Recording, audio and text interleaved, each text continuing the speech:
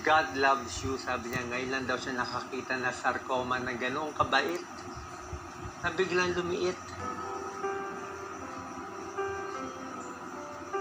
Yun siya. Yung sukat ng sarcoma niya. Ayan guys, magandang nakaka-recover na si Doc Willie. Ang laki pala oh. Gumagaling o hindi, walang nakakaalam. Pero parang gumagaling. Parang lumilikit. Kasi dati 10 out of 10 ang sakit. Kaya may time 2 out of 10.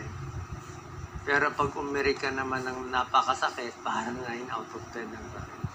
Tapos less na po yung manas. Maganda-ganda ni ano yung niya. Yung paninilaw ni Doc Willie. Yes, nawala na. Na-lessen na lahat. Tsaka hindi siya hirap. Nawala rin yung manas ko, pati yung varicose ko. Ngayon, ang problema ko yung chemo side effect ng fecal impaction. Sa So, mata. isang palang problema dito sa doxorubicin, Ang gamot. papatigasin ang dumi mo. Bukod sa mawawala yung buhok mo, ang dumi mo magiging parang bato. Pero yung bukol, masakit. so far, mukhang mabait naman siya. Hindi siya nanggugulo. Huwag ko lang dadaganan sa kanan. So, yun pala. I think it's getting better. Nasa kulay, Yan. nawala na yung Nakarecover. jaundice ko. Yan, nakakasalita na siya na maayos. Mas nakakakain na ako, October 3. Kung papansin nyo, medyo gumaganda na po yung pakiramdam natin. Salamat po sa prayers nyo. Bigay tayo ng health update. Bukod lang sa walang buhok, pero kung titingnan niya, parang naging normal na yung kulay ko. Okay lang yan, buhok. Kahapon galing na ako sa check-up sa doktor ko dito. Yung Singapore doctor, si Dr. Ang Peng Tiam. Nagulat siya na normal na yung test ko lahat eh. Yung kidneys ko, normal na. Liver ko, normal na. Wala nang paninilaw, wala na lahat. Wala na natitirang problema.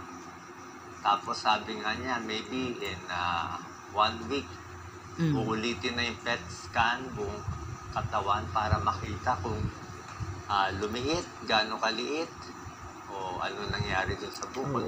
Kasi nung una, nag-umpisa naman tayo ng manas na manas eh. Diba? Pero ngayon, I'm feeling better. Kagabi, nakatulog ako for the first time, mga 8 hours of sleep. Ayun ang maganda. So, yun ang pinakamaganda. Yep. Sabi ni Dr. Ang Peng Tiam, God loves you. Sabi niya, ngayon lang daw siya nakakita na sarcoma na ganoong kabait na biglang lumiit. Kaya sabi niya, mukhang hindi lang ito gamot. It's not just the medicine. Mukhang okay, mukhang gumagaling, mukhang God's will.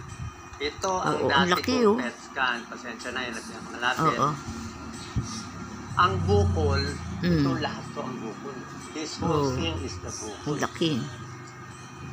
Lahat yung malaking bilog na yan sa gitna, bukol yan, so parang football. Pero, ang pinakasalbahe, itong may ilaw. Pero tingnan nyo nangyari after 6 weeks. Oh. Ang galing, 6 weeks. Ang liit na lang niya. Pero pa rin hindi siya wala, dyan pa rin siya, pero maliit na siya. Another view, kita mo. Oo nga.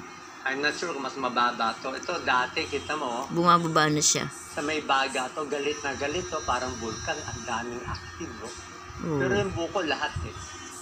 Itong bukol daw, parang dead tissue na siya. Tingnan nyo nangyari afterwards. Ayan, natin na afterwards. Wala na siya. Nawala na yung pula, oh. Parang walang sakit. Feeling ko, malaki na tanggal yung cancer ko dito.